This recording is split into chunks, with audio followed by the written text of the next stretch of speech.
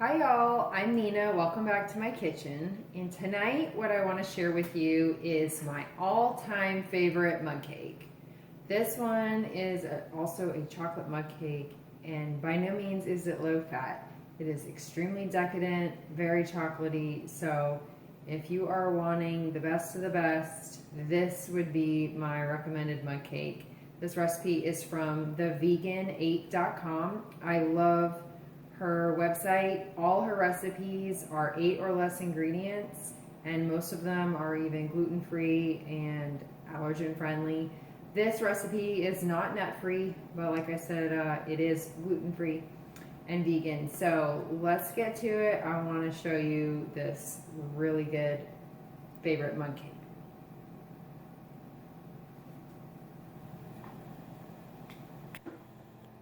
Okay, so for this mug cake, I actually like to start off with a bowl just so that I can make sure everything is whisked really well before putting into my mug cake. We're going to start off with almond flour. I get this almond flour at Costco, very reasonably priced, and it's super fine. It's always worked well in any recipe that's called for almond flour, so I highly recommend it. We're going to use 4 tablespoons. It needs to be very fine almond flour. Don't use Bob's Red Mill. That one definitely has not worked well in the past, so I don't recommend that brand. They make a lot of other products that work really well, just not a fan of their almond, vanilla almond flour. Okay, so 4 tablespoons of that. Now we're going to do 2 tablespoons of oat flour. I actually make my own oat flour in my Vitamix blender. Just simply add rolled oats to your blender and blend. It does an extremely good job.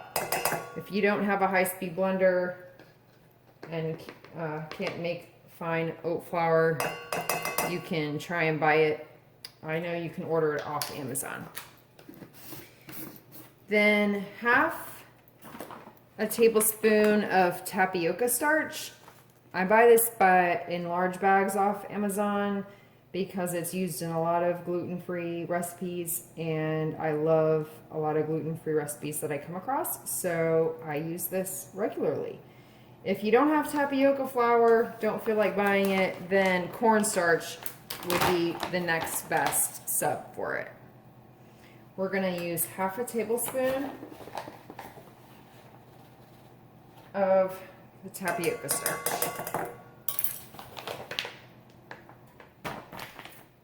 All right, and then cocoa powder. Can't forget, obviously, the cocoa powder for a chocolate mug cake.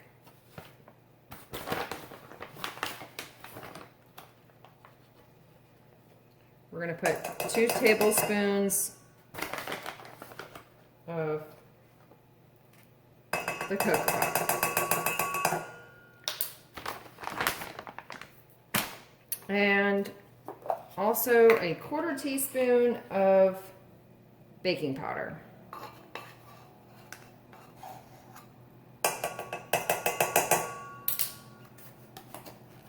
And 1/8 of a teaspoon of sea salt.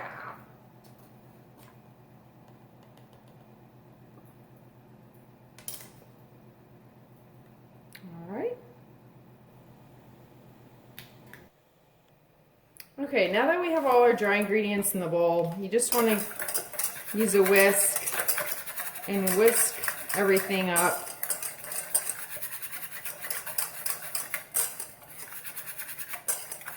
Making sure to break up any lumps. If your cocoa is lumpy, you'd want to actually sift it in, otherwise it's not going to cook through well.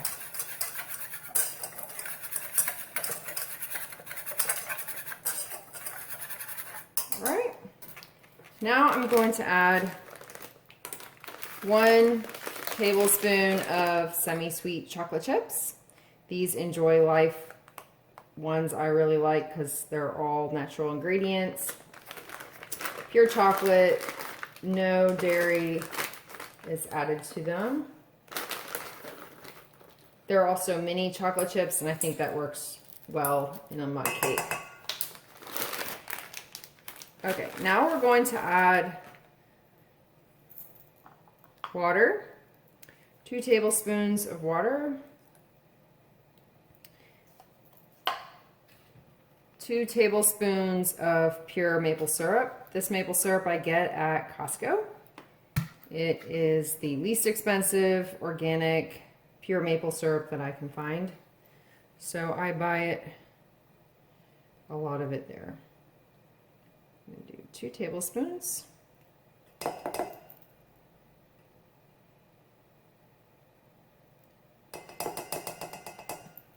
And then we're going to do a 1/4 teaspoon of either vanilla extract or almond extract. I'm going to use almond extract today. It gives the chocolate mug cake more of a cherry flavor that I really enjoy.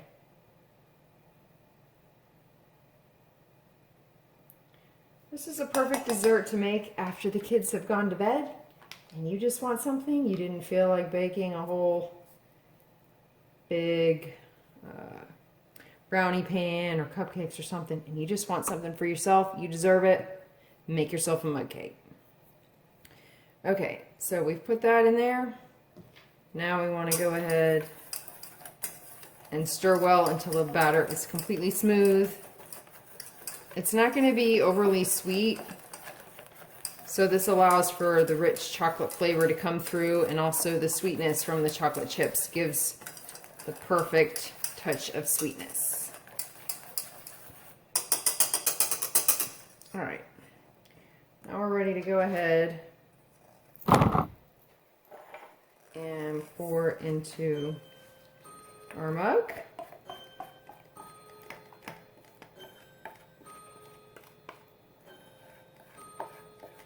Oh, the almond extract smells so good.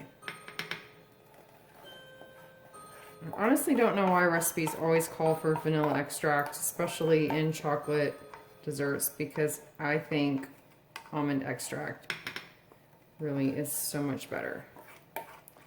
So definitely give it a try if you've never tried the almond extract in place of vanilla extract. Okay, so we pour that in. Now we want to top the remaining half a tablespoon of chocolate chips that it calls for. Sprinkle those on top, like so.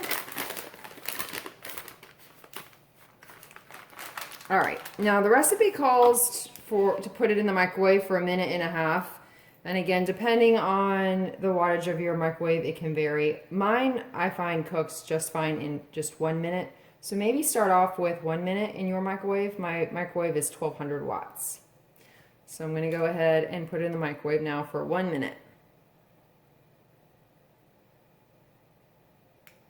Okay, so it's been 1 minute that this mug cake was cooking in the microwave. As you can see, the top is dry to the touch, and so it's perfectly cooked, and it was only in there for 1 minute. So definitely, I would say start out with 1 minute, because if you overcook these, they won't taste as good. Now, it's going to be extremely hot, so I'm going to wait just a few minutes before I indulge and take a bite. I hope you try this recipe. Look below for the link on the vegan8.com for her chocolate mug cake. Enjoy!